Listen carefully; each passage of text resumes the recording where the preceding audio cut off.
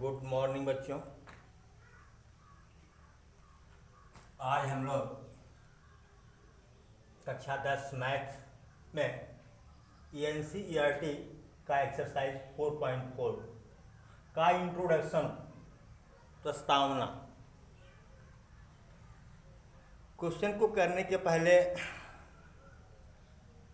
अगर उसका कॉन्सेप्ट ठीक से तैयार रहे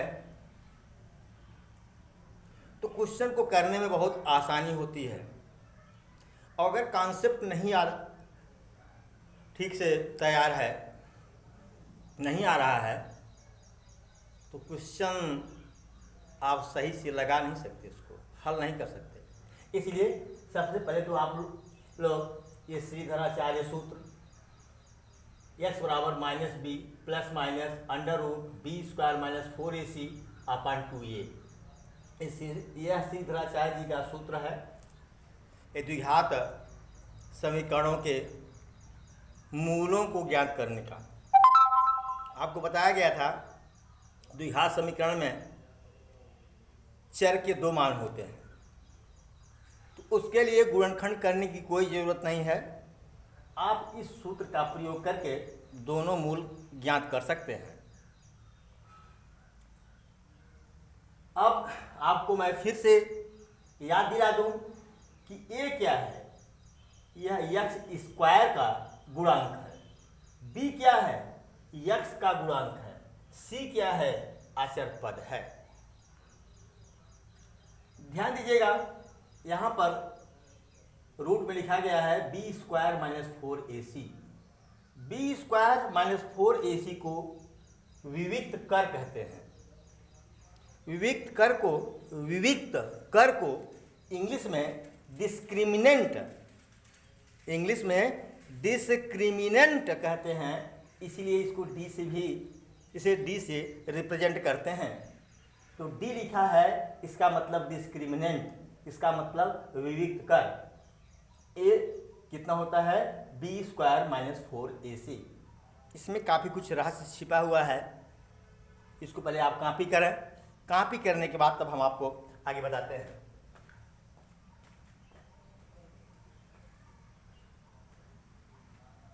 देखो बेटा, जैसे मैं लिख दिया एक चीज -4, क्या -4 का वर्गमूल आप ज्ञात कर सकते हैं? कदापि नहीं। 4 का तो 2 होगा, अगर 2 का स्क्वायर करेंगे तो 4 आ जाएगा। अगर कुछ लोग सोचे कि -2 होगा, लेकिन अगर -2 का स्क्वायर कर दें हम, क्या आ जाएगा, 4। यहाँ तो -4 है। इसलिए किसी भी ऋणात्मक संख्या का वर्गमूल नहीं ज्ञात कर सकते। क्यों? क्योंकि यह काल्पनिक संख्या है। कैसी? काल्पनिक संख्या है, इमेजिनरी नंबर, काल्पनिक संख्या।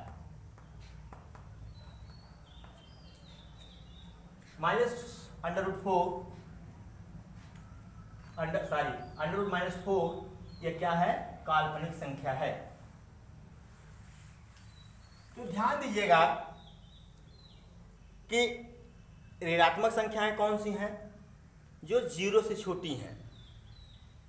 तो 0 से छोटी कौन है, -1, -2, -3, -4, -5, -6, -7 and so on up to infinite. यही पता है कि -1 सभी इंटीजर्स में, नेगेटिव इंटीजर्स में, ऋणात्मक पूर्णांक में -1 सबसे बड़ा है। उससे छोटा -2, उससे छोटा -3, उससे छोटा -4। ये पता होगा आपको, पहले से ही क्लास 6 में ही आप लोग पढ़े होंगे। लेकिन बेटा जरा सोचो कि अगर विविक्त कर का मान कोई ऋण संख्या आ जाए, कोई ऋण संख्या आ जाए, ऋण संख्या मतलब 0 से छोटी, तो क्या उसका वर्गमूल निकलेगा?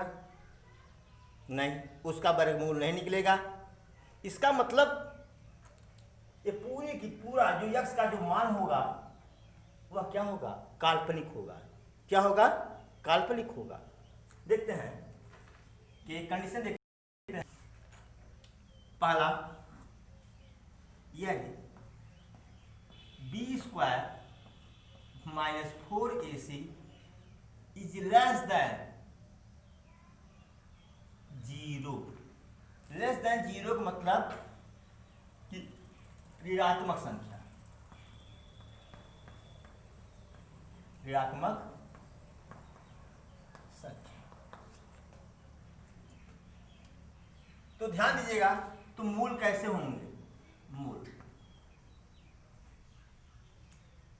एक मूल तो प्लस चिन्ह लेने पर निकलेगा और दूसरा मूल माइनस चिन्ह लेने पर निकलेगा। द्विघात समीकरण में दो मूल होंगे, तो पहला मूल लिखेंगे आप प्लस चिन्ह लेने पर, फिर दूसरा मूल निकालने के लिए लिखेंगे आप माइनस चिन्ह लेने पर। तो ध्यान दीजिएगा कि अगर ऋणात्मक संख्या है तब भी दो मूल होंगे, लेकिन दोनों के दोनों क्या होंगे? काल्पनिक होंगे। दोनों के दोनों काल्पनिक होंगे। मूल असमान, तो मूल असमान एवं काल्पनिक होंगे।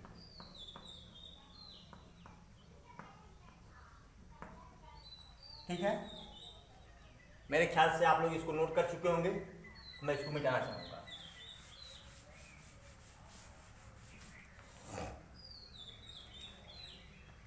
दूसरा है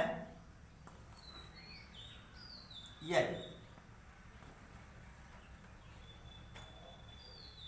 बी स्क्वायर माइनस 4ac विविध कर का मान greater than 0 is equal to 0। अगर बी स्क्वायर माइनस 4ac का मान 0, तो 0 का वर्गमूल 0 होगा बेटा। ये पूरा क्या होगा? 0 होगा। जब ये 0 हो जाएगा तो प्लस चिन्ह या माइनस चिन्ह लेने पर कोई मतलब नहीं निकलेगा। ध्यान दीजिएगा, आप लोग बहुत सारा क्वेश्चन किए जिसमें जैसे आ गया अंत में x माइनस 2 का होल स्क्वायर बराबर 0, x माइनस 2 बराबर 0, x बराबर 2 निकाले थे। तो बात हुई थी कि चूंकि यहाँ द्विघात समीकरण में मूल 2 होंगे, इसलिए x बराबर 2 मतलब पहला मूल भी 2 है और दूसरा भी मूल क्या है? 2 है। ठीक है, अगर इसका हम x square minus 4x plus 4 बराबर 0 करें, अगर इसका विविध कर निकालें तो 0 आएगा। देख लो, जैसे यहाँ ये 1 है, b माइनस 4 है, c कितना है? 4 है। जरा निकालो बी स्क्वायर माइनस 4ac, जरा देखो कितना होता है? बी स्क्वायर माइनस 4 का स्क्वायर 16 हो जाएगा, माइनस 4a कितना है? 1, c कितना है? 4, तो 16 माइनस 16 बराबर क्या है? 0। कुछ ऐसे भी द्विघात समीकरण मिलेंगे जिसका विविक्त कर क्या होगा? 0 होगा। और जब विविक्त कर 0 होगा तो उसके दोनों मूल क्या होंगे? समान होंगे और वास्तविक होंगे। क्या होंगे? समान व वास्तविक होंगे। तो अगर बी स्क्वायर माइनस 4ac का मान 0 आ रहा है तो आप यही समझ सकते हैं, अगर ये 0 हो गया तो प्लस माइनस तो लेना नहीं है, तो x का एक ही मान आएगा, और जब x का एक ही मान आएगा तो वही मान दोनों मूल के लिए होगा। तो मूल क्या होंगे? समान होंगे। मूल समान एवं वास्तविक।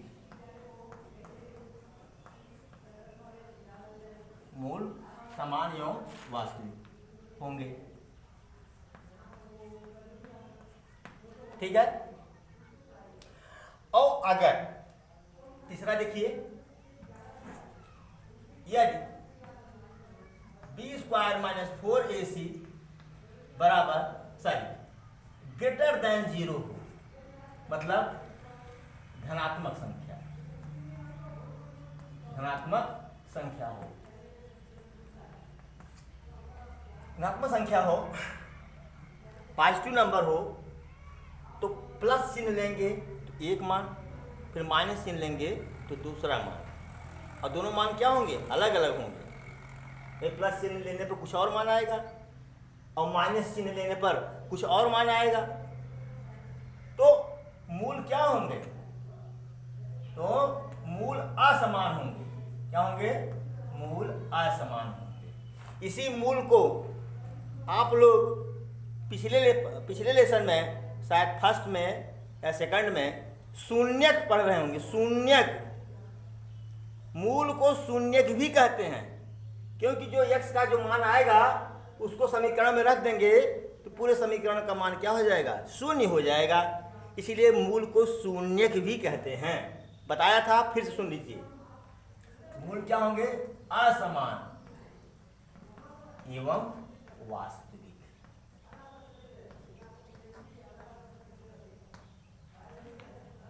ठीक है, आप इसको नोट कर लें और अच्छे से दिमाग में बैठा लें। फिर हम अगली वीडियो में मिलते हैं आपको एक्सरसाइज 4.4 के साथ। Thank you so much.